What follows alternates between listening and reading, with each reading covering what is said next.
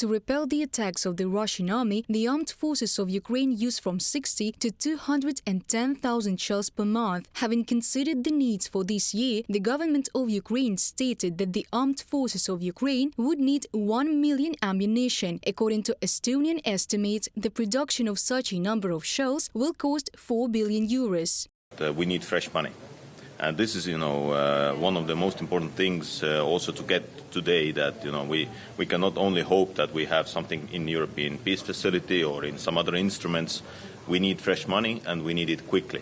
Estonia proposed joint purchases of ammunition for Ukraine in February. Diplomats do not hide the fact that this is a rather complicated issue, since such an approach is completely new for the European Union. What I think is really crucial is two things. The Ukrainians direly need ammunition in order to continue this war. And the other aspect of it is that we have to ramp up production in Europe.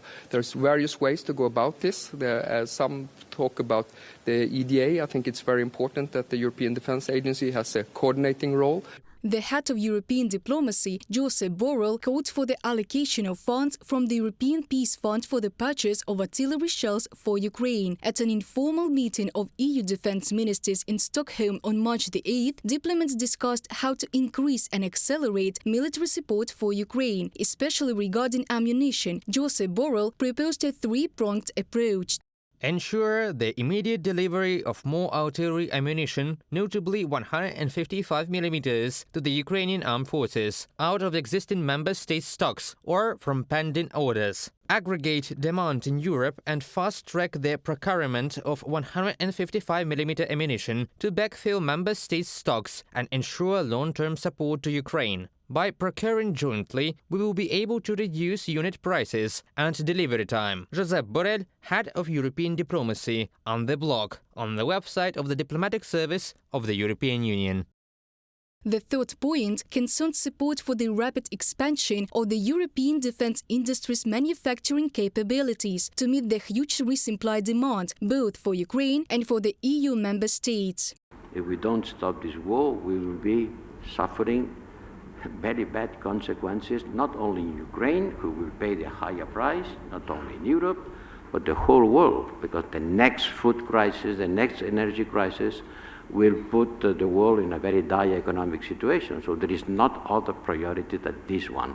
The EU now has a funding plan for 2 billion euros. 1 billion euros is intended to partially reimburse the costs of countries that can urgently transfer ammunition to Ukraine from their own stocks. Another 1 billion euros will be directed to the joint purchase of new ammunition, writes Politico.